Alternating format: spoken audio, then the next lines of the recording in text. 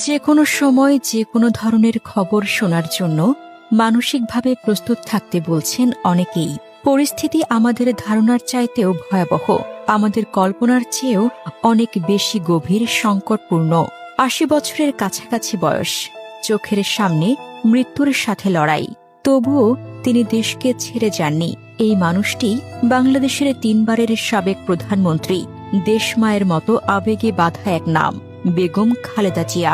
প্রধান উপদেষ্টা ডক্টর ইউনূস যে স্বরে গভীর উদ্বেগ প্রকাশ করেছেন, শুধু তা থেকেই স্পষ্ট সংকট সাধারণ নয়। প্রেস উইংয়ের বার্তায় তিনি দেশবাসীর কাছে দোয়া চান এবং বলেন, বেগম খালেদা জিয়ার চিকিৎসায় যেন কোনো ঘাটতি না থাকে। তিনি জাতির জন্য অনুপ্রেরণা, তার সুস্বাস্থ্য দেশের জন্য অত্যন্ত গুরুত্বপূর্ণ। এমন ভাষা সাধারণত ব্যবহৃত হয় না। এটি সংকটের তীব্র বার্তা। একটা জাতির অভিভাবক এখন শুয়ে আছেন সিসিইউ এর বিছানায়। এভারকেয়ার হাসপাতালের সিসিইউতে একদল দেশি বিদেশি বিশেষজ্ঞ দিনরাত লড়ছেন তার জীবন বাঁচাতে। মির্জা ফখরুল ইসলাম আলমগীর আজ দুপুরে জানালেন, খালেদা জিয়ার অবস্থা অত্যন্ত সংকটময়।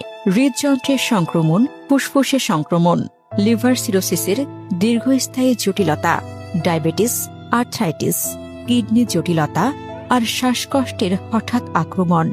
বয়স প্রায় ৮০। শরীরের প্রতিটি অঙ্গ এখন লড়ছে নিজের শেষ লড়াটা।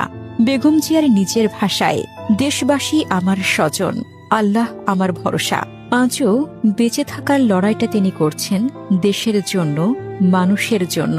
রবিবার হঠাৎ শ্বাসকষ্ট দেখা দিলে হাসপাতালে নেওয়ার পরই চিকিৎসকেরা বুঝে যান পরিস্থিতি খুব জটিল। হৃদযন্ত্রে সংক্রমণ একজন উচ্চ বয়সী মানুষের জন্য অত্যন্ত বিপজ্জনক। ফুসফুসেও সংক্রমণ, এটি শ্বাসযন্ত্রকে যে কোনো সময় বিকল করে দিতে পারে। শরীরের অন্যান্য জটিলতা একে আরও ভয়াবহ করে তুলেছে।